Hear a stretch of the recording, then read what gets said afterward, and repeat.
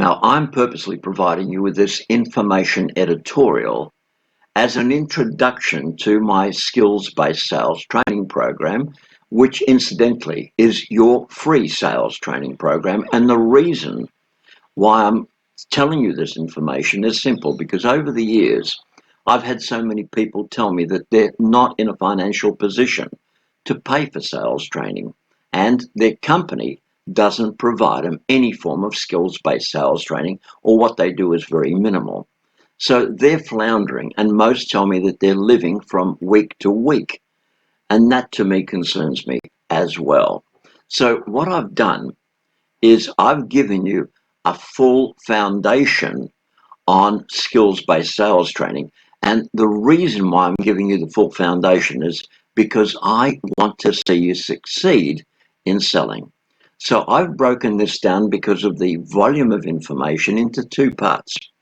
And today I will do part one, or part A, and tomorrow I'll do part two, which is part B. Now, in those two parts, I will share 10 different segments which are vital to your sales training, in my opinion.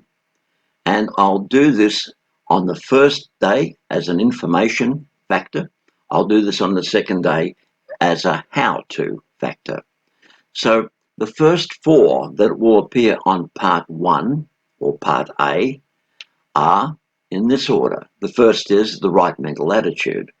Now, a lot of people understand about the positive mental attitude and a negative mental attitude, but I don't know of too many people teaching on the right mental attitude. The second point that I'll bring up is your communication skills, and I'll actually give you a platform by which to build these on. The third is your product knowledge, and in fact, I'll actually show you how much product knowledge you really need to be able to sell effectively. And you'll be surprised as to what I share. And the fourth is I teach you how to work your networks. I don't go into working on the internet because I believe that that's a different subject altogether. But the minute you understand how to work your networks effectively, you will then have the foundation for what you need as a salesperson for your future.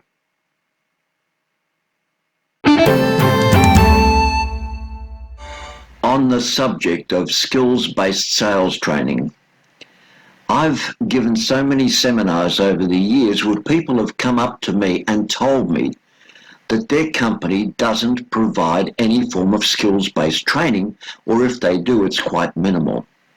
And in fact, most of those people paid for their own sales training because the company wasn't interested in contributing it.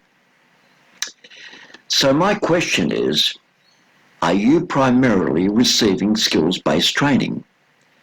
And the best way to maximize your training, sales training, is to balance out your input. 80% of what you learn should be skills-based training, and 20% should be product-based training. Now, if your company provides you with product-based training without skills-based training, you should then work at balancing out these percentages yourself. Otherwise, if you don't, your growth could be stifled. And if the balance is really out of whack, then take the matter up with your management.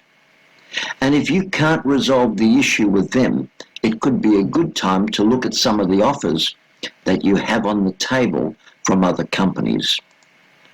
And if you don't have any offers from other companies to consider, I would suggest you have a good close look at the way you are selling currently. Yes, take a good close look at yourself.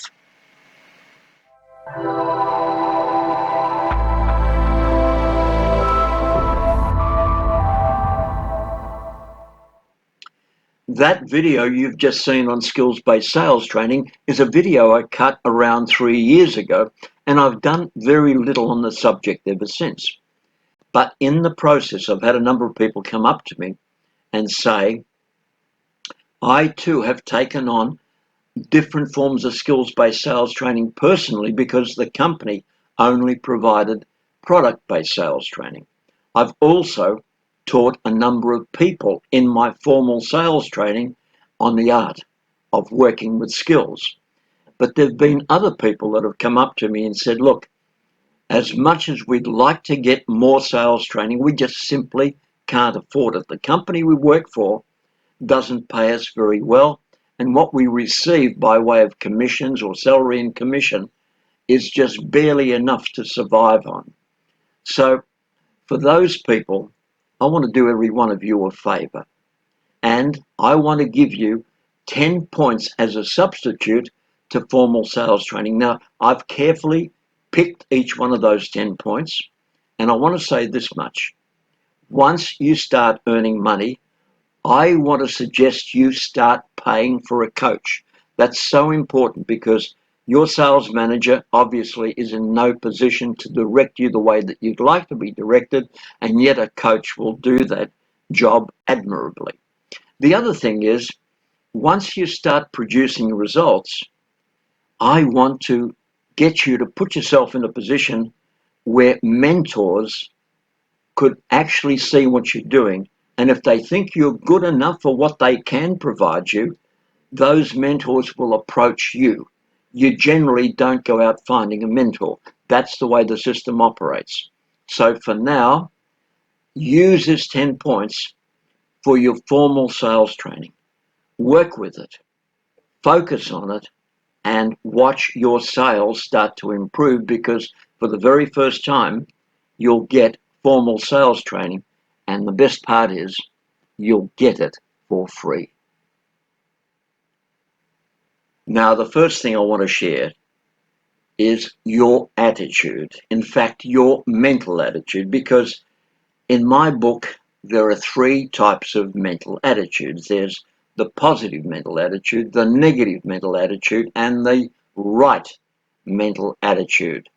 Now, it's important you appreciate these 3 because you need to balance how you will craft and focus your attitude. And you need to do this extremely effectively. I choose to vacillate between the positive mental attitude and the right mental attitude, and sometimes I will combine the 2. You need to start taking the same approach. The second thing I want to bring to your attention is communication skills, because you'll need strong communication skills as a foundation for building meaningful relationships, setting expectations, and tactfully discussing your buyer's challenges. Now, to a lot of people, that might seem obvious, and in a lot of cases it is, but you need to utilize every bit of that in order to create your own presentation. And to do that, you'll need to write out your presentation, rehearse your presentation over and over, edit the presentation, then go back and rehearse some more into a mirror, into a video, or even a mobile phone. Edit that all over again, and when you feel you're ready, present what you need to present, because that is one of your most powerful communication skills. And if you start honing what you know now, your communication will improve in leaps and bounds. Now, the third thing I want to share with you is product knowledge. Because when you first started out in sales, you had lots of enthusiasm, and you soon learnt that your enthusiasm would substitute for the lack of product knowledge that you had. But the more you learned, the more product knowledge you got. And the more product knowledge you got, the more you wanted to share that with everybody. And along the way, you noticed that your sales started to fall off. And the reason for that is too much information creates doubt, it creates confusion, and it can kill enthusiasm. So what you need to do is to remember to get your enthusiasm back, because your enthusiasm will substitute for your lack of product knowledge every day of the week. And the more you share, the more you think you're caring for your prospect, the more your sales will generally drop off because you don't have the experience to tell too much and you don't have the enthusiasm to keep your prospect interested. Now, the fourth point is you need to work your networks.